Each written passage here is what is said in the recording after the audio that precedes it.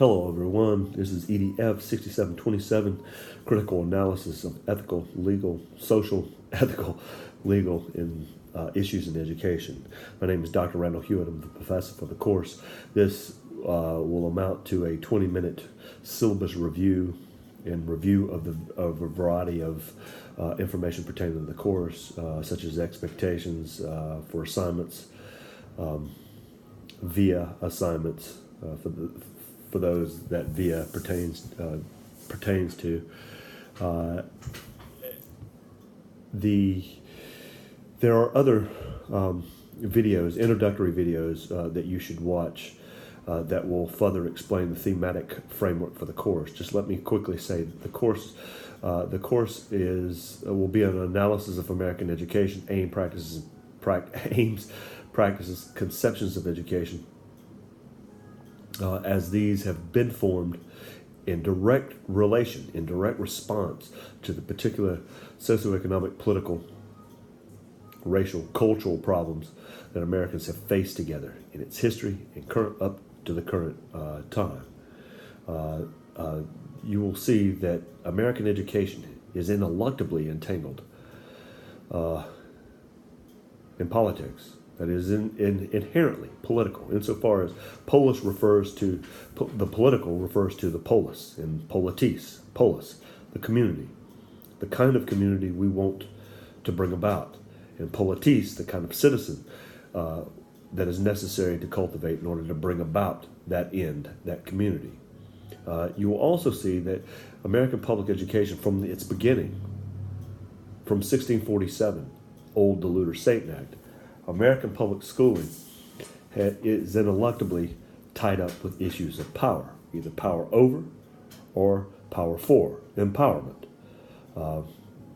There's plenty of evidence to suggest that education has been used as a means to gain power, ideological control over various groups, and has been used by those very groups as means to liberate themselves. Again, the introductory videos will further elaborate on those themes that we'll trace out through the rest of the course. So we'll start with a historical analysis of American public education, so as to identify themes of race, class, power as it relates to race, class, gender, and religion. And then the rest of the course will be following through, tracing out those themes as these issues currently manifest themselves in American public schooling. This course, another thing this reminds me of is that this course will focus on American public schooling.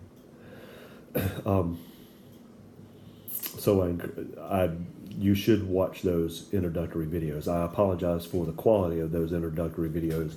These were made some years ago with different technology at my disposal. So the sound quality is going to be a little bad. There will be information in the videos. In the videos, you will see throughout the course that probably refer to past semesters. Don't be unnerved by those by those details, by references to past semesters. The substance of those videos remain the same. The default information related to the course, the default information is the course syllabus, the current course syllabus that you have at your disposal. Over in the left-hand margin, syllabus. That is the default. The information contained within that document is what you refer to. Now, the course syllabus. You will see that I have contact information there. I have an email address and a phone number. If I have office hours only one day a week at UCF this semester. I'll probably be there more days than one. If I'm sitting at that phone, I'll answer it. The best way to get in contact with me, however, will be that email address. I check the email quite often throughout the course of the day, and will do my best to respond to you as soon as I possibly can. If you need to meet with me physically, again, email, we'll set up a time and I can meet with you for those who want to meet or need to meet with me physically. The course goals are listed right there. I don't need to go through those. You can read those perfectly well yourself. There are five. Excuse me. There are 5 texts required for the course. Every one of these texts can be purchased in used form. I encourage you to do so. I think the record. It's been a few semesters, but the record it was $12.99, and that included every one of those books and shipping and handling. You will see that the Joel Spring text is in its 10th edition. When I submitted my book order to the UCF bookstore, a representative got back with me and said that the Joel Spring text is out of print, and that they had the representative contacted the publisher, and the publisher said that there were no plans to publish another edition. Well, Joel Spring changed publishers. He was with, I think, Macmillan, and now it's Rutledge, and he's come out with the 10th edition. You can get the 10th edition, but any edition from the 4th through the current one will work for the course. I personally have the 4th edition. I have the 10th and the 9th, but I like the layout of the 4th edition, and that's what I use. The rest of those texts, again, I've used these texts multiple times for multiple semesters. You can find every one of these texts used. The Robert Pirsig, Zen and the Art of Motorcycle Maintenance, which we will end the course with, can be purchased, but I also have put a PDF up under the Robert Pirsig module. So if you don't want to purchase that text, then it's there in PDF form. The grading and evaluation. We will start with the spring text, by the way. We'll go the order you'll see in the course schedule. We'll start with the Joel Spring text that will set the thematic framework for the course, the themes that we're going to trace out throughout the course. We'll then move to Jonathan Kozel's The Shame of the Nation to get a sense of the educational landscape, so to speak, as a result of historic struggles over class and race in particular. We will then move to Diane Ravich's text, Reign of Error, that will analyze or critically analyze high stakes movement, or the accountability movement, and the attempt to privatize American public schooling. We then will move to Alex Molnar and Faith Boninger's text, Sold Out, to get a sense of how school business partnerships are affecting American public schooling, and then finally we'll end with the Robert Pirsig text that allow you an opportunity to work out a philosophy of education, or at least a theory of education, how education should be given our problems that we've discussed throughout the course. The evaluation and grading. There will be 5 paper assignments given throughout the course. You will see those already up on the assignment tab. The links, I don't give minimum and maximum page limits for these assignments. In the past, people have asked me to do so, and when I've done so, when they haven't done the task, that is, they haven't thoroughly addressed what the writing prompts had asked them to address, the task, the assignment, they've come back and complained that, well, you only told me to write 4 pages. Well, I've stopped that. The advice or the instruction here is to be as thorough as you possibly can. Err on the side of thoroughness, not brevity. There are those people who can write concisely and address the task at hand. But if you, however, what I'm looking for is how well you address what is asked of you. I don't care if the papers are 10 pages, 12 pages, 20. I want you to thoroughly address the task of the assignment. With that said, however, I think most of these assignments can be addressed anywhere from between 5 and 7 pages adequately. In terms of style, I don't care what style you use, just be consistent with it. APA, MLS. I use Chicago myself. I mean, whatever you prefer, it really doesn't matter to me. Just be consistent. You will see under each module, I think under each module should be sample papers or exemplars of what constitutes of good papers. Should give you some idea of what my expectations are. If you have issues with writing, this course is intensive reading and intensive writing, so to speak. If you have issues with writing, you might want to visit the Writing Center on the UCF campus, or some writing center. So the papers will be your overall course grade will be composed of the average on those 5 papers. Each paper is worth 20% of your overall course grade. Now, for those whose program require the VIA portfolio, and that is all education majors. Now, if you're an education minor or if you're in the initial teacher preparation program, I'm pretty sure this does not apply. However, ask your program coordinator if the VIA portfolio, the professional portfolio, is required in your program. Your program coordinator should know. This course will have 5 VIA assignments. You will see this again listed in the syllabus.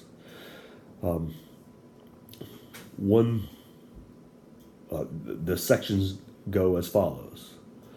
There's the diversity project, the ethics application paper, the Florida consent decree activity, an interview of a non-native English speaker, and finally there is a comparison of 2 cultures'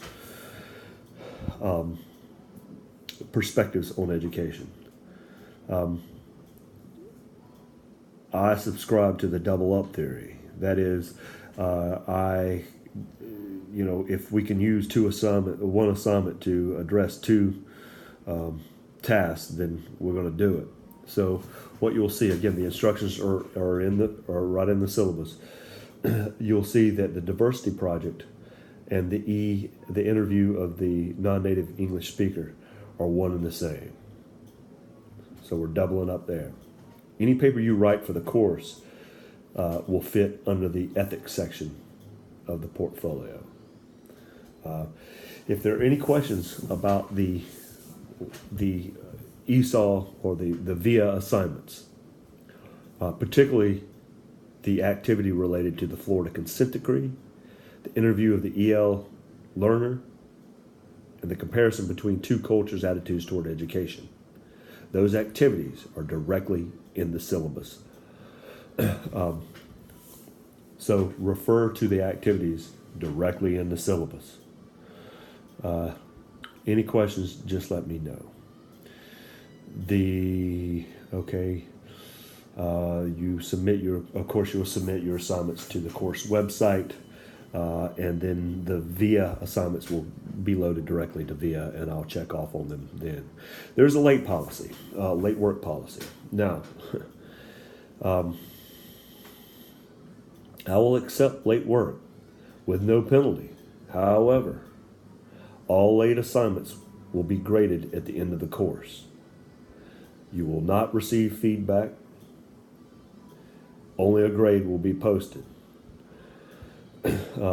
Again, read the late work policy. I mean, all late work submitted must be sent directly to the professor's email address, not through the email function in web courses.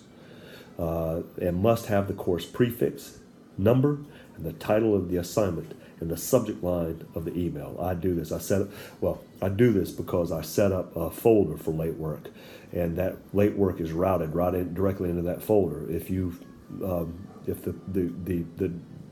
these instructions are not followed, that email will be diverted to some other place. It will be in my general inbox, and I receive a lot of email a day, so